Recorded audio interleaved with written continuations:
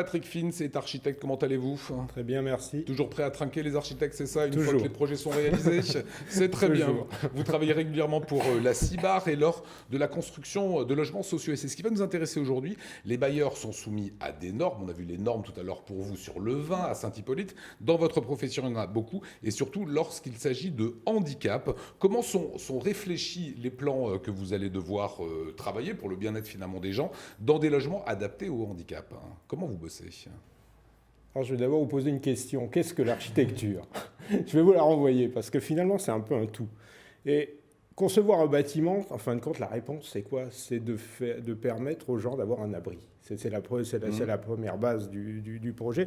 Et c'est répondre à des fonctions. Donc, répondre à des fonctions, c'est de l'humain. C'est arriver à ce que tout le monde puisse vivre correctement dans des endroits où il va être agréablement. Sauf que là, maintenant, il y a des normes. En fait. Sauf maintenant, il y a des normes. Mais je veux dire, les normes, finalement, c'est quoi? C'est simplement mettre par écrit des choses qui devraient être faites normalement. Je veux dire, on est tous une population, que ce soit des gens valides ou invalides. Finalement, tout le monde doit pouvoir vivre dans un logement. Donc, je dis que concevoir un logement pour handicapés, c'est comme concevoir n'importe quel projet. Pour nous, architectes, ça ne rajoute...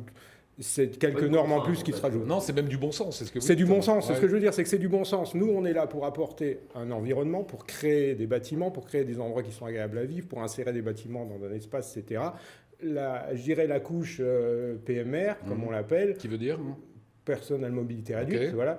Donc c'est simplement, je veux dire, quelques normes en plus qui permettent de faire que les logements sont accessibles à tout le monde. Alors on discutait avec la CIBAR, effectivement, c'était du bon sens, en disant, voilà, si on fait des logements handicapés au premier étage, il faut mettre un ascenseur, donc ça coûte des charges, donc c'est pas intelligent comme démarche, plutôt les mettre en rez-de-chaussée. C'est là où je vous amène justement, c'est un nouveau complexe de logements sociaux à Furdenheim, 8 appartements adaptés au handicap, au rez-de-chaussée, bien évidemment, tour du propriétaire avec Fanny Kunz. La loi handicap pour l'égalité des droits et des chances prévoit des règles spécifiques pour les bailleurs qui construisent des logements neufs. À Furdenheim, dans un nouveau lotissement, la CIBAR construit actuellement un ensemble de 2 pavillons, 20 logements au total, dont 8 au rez-de-chaussée, spécifiquement adaptés aux personnes à mobilité réduite. Ces 20 logements se répartissent sur 2 bâtiments de 10 logements identiques. Au rez-de-chaussée, nous avons 4 logements accessibles PMR. Donc la CIBAR a fait le choix d'installer dans ces logements des douches pour que la personne à mobilité réduite puisse facilement utiliser son logement.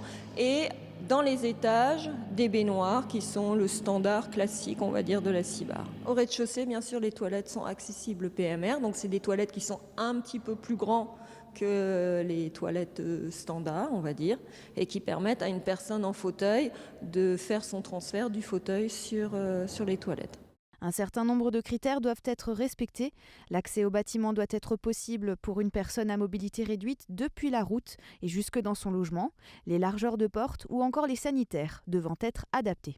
À partir du moment où on a des logements accessibles, il faut qu'ils soient accessibles effectivement depuis la rue. Il faut que même une personne qui rendrait visite, une personne handicapée qui rendrait visite à quelqu'un dans le bâtiment puisse se présenter au niveau des portes d'entrée. Dans le logement social, on nous impose une place de parking par logement et sur ce site en particulier, on fait le choix de créer 4 places supplémentaires.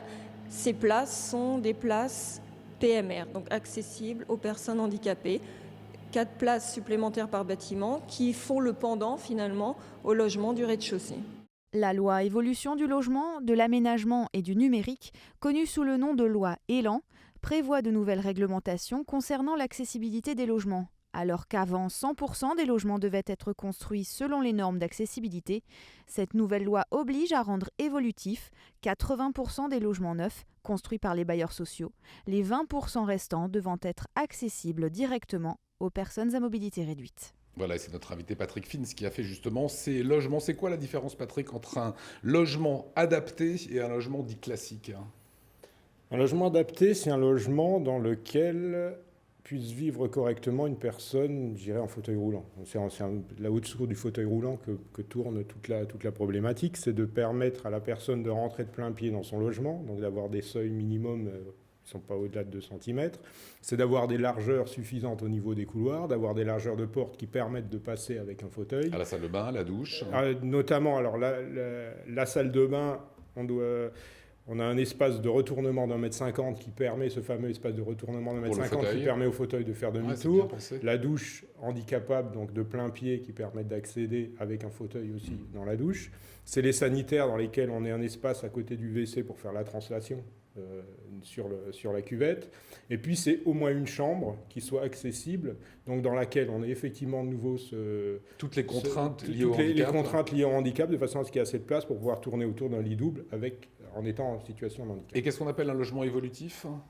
Logement évolutif, pour moi, c'est quelque chose d'un peu bâtard, dans la mesure où c'est des logements qui ne sont pas tout à fait prévus PMR, mais dans lesquels, avec des petits aménagements, on pourra les rendre un peu PMR, personne. Voilà. Souvent, c'est un peu la séparation entre le WC et la salle de bain. On va casser la cloison, on va essayer de tout regrouper pour avoir justement on anticipe le fait que le logement, dans 1 an, 3 ans, 5 ans, 10 ans, on puisse le transformer. On l'anticipe, mais souvent, c'est pas aussi bien adapté qu'un logement qui est directement adapté PMR. Bon, c'est pas idiot de le faire.